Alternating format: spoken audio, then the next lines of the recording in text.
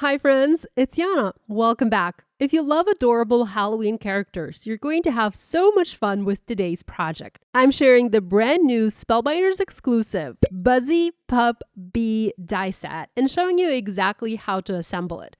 Along the way, I'll share a few tricks I discovered while putting mine together that will make your assembly much easier. This die set is also releasing as part of the Spellbinders Halloween sale, so several of the products you'll see me using today are actually on sale. I'll point those out as we go so you don't miss them. Let's take a look. Here's the die set. Although it's a small set, it's packed with personality. You can build an adorable little puppy dressed as a bumblebee, complete with wings, antennae, and a tiny cat-shaped trick-or-treat bag. There are a lot of fun little details that really bring this character to life. Like the other Spellbinders exclusives, this die set is available only from the Spellbinders website. Unlike the monthly club kits though, this isn't a subscription product. If you love it, you can simply purchase it while supplies last. Now, before we start assembling, I want to mention the Beautiful Deals sale because it's genuinely a good one. There are hundreds of products included with savings up to 70% off, and many of the supplies I'm using in today's project are part of that sale. Rather than listing everything now, I'll point them out as they appear throughout the tutorial. To keep today's video focused on assembly, I already have all of my die kit pieces ready to go. I organized everything on one of my craft stacks trays, and honestly, these have become one of my favorite organizational tools in my craft room. Whenever I'm working with character dies that include lots of small pieces, I like to sort everything by color before I start gluing. It makes the entire assembly process feel much more relaxed because I'm not hunting for tiny pieces halfway through. If you've been watching my videos lately, you probably heard me talk about the craft stacks more than once, but they've honestly become part of my everyday workflow. Now let's talk about the cardstock. I actually experimented with several different color combinations before deciding on my final version.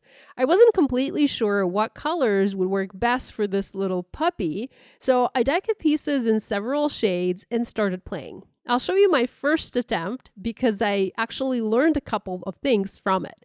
That's something I do whenever I work with a brand new die set. I first assemble it almost like a practice run. It helps me understand how the pieces interact, and I nearly always discover one or two or even more little tricks that make the second version much better. If you're assembling this die for the very first time, I also recommend downloading the assembly guide from the Spellbinders website.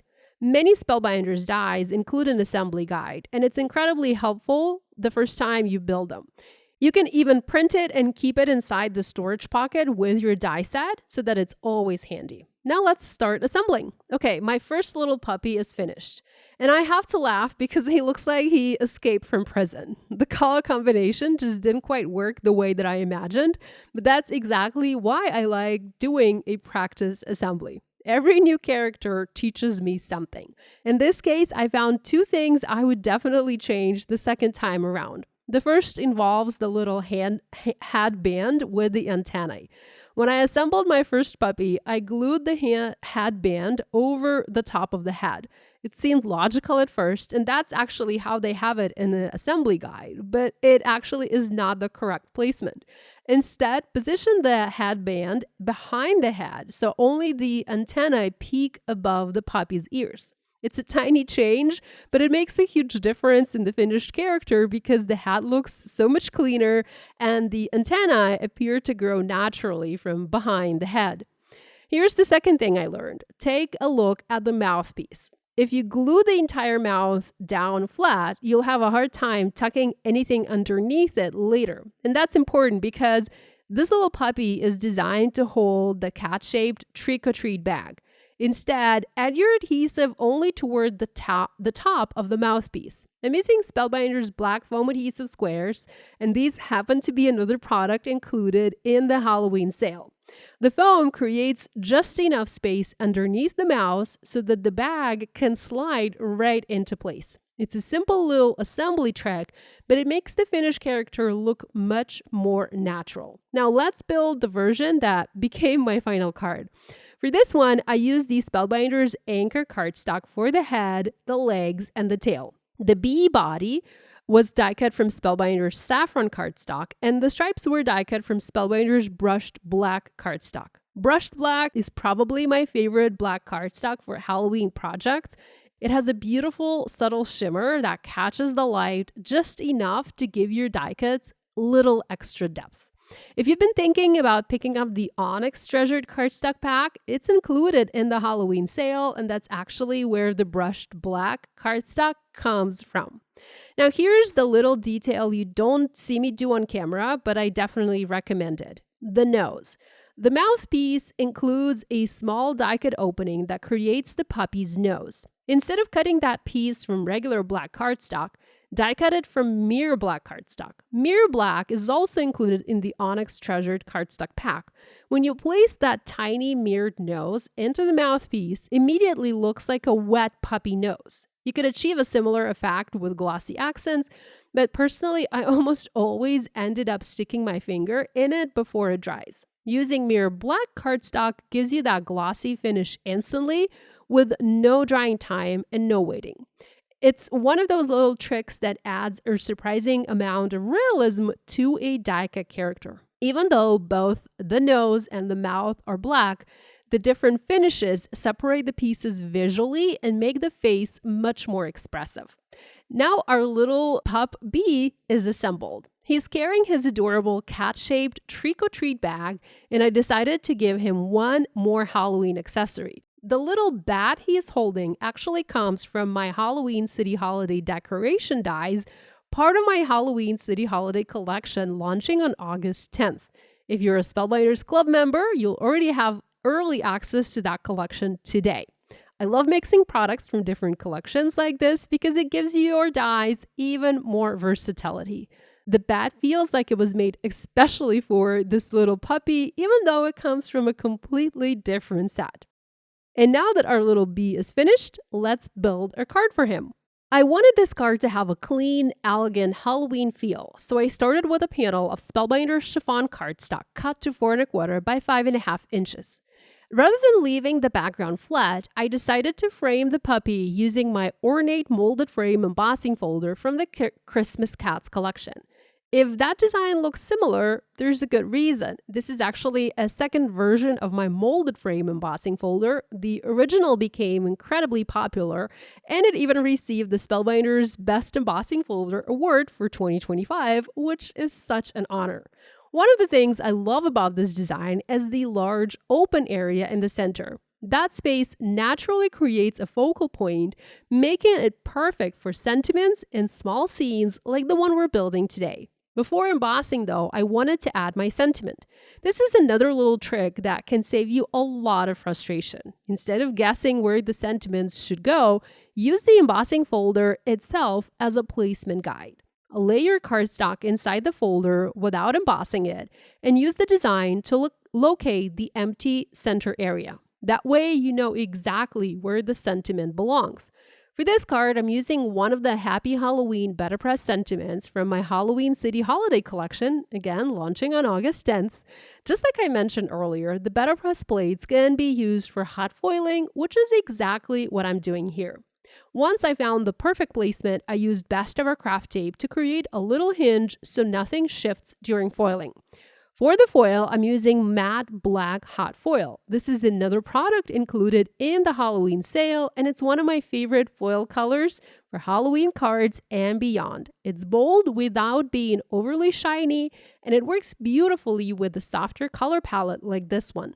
After foiling, I ran the panel through my Spellbinders Platinum 6 die cutting and embossing machine using the ornate molded frame embossing folder. You might be wondering, why not emboss first and foil afterwards?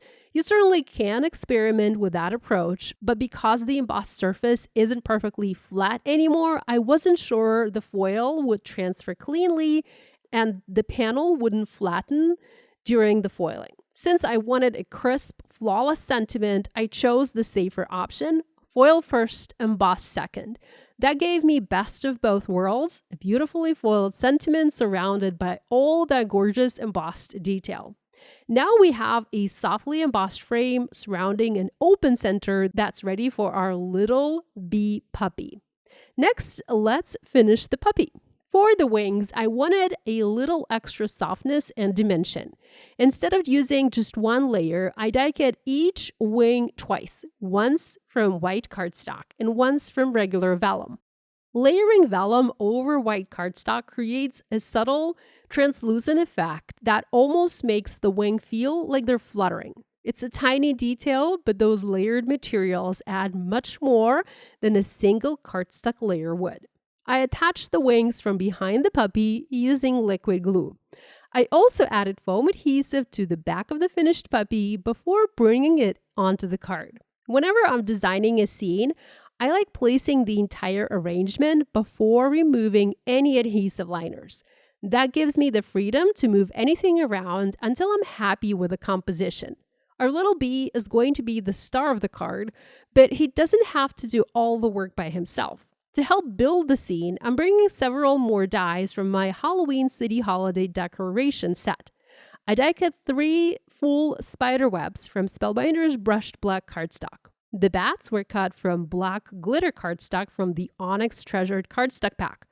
That pack, again, is on sale, and I absolutely love using it for Halloween projects because the sparkle is subtle enough to add interest without overpowering the design.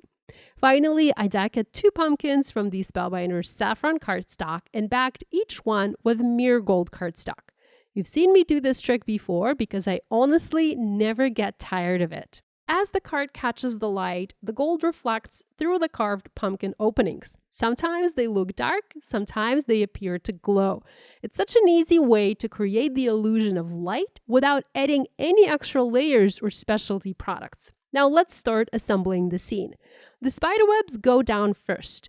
Whenever you're arranging several decorative elements around a focal image, think about creating a visual triangle. Instead of placing all 3 spiderwebs in a straight line or clustering them together, spread them around the puppy so your eye naturally travels from one web to the next before returning to the center of the card.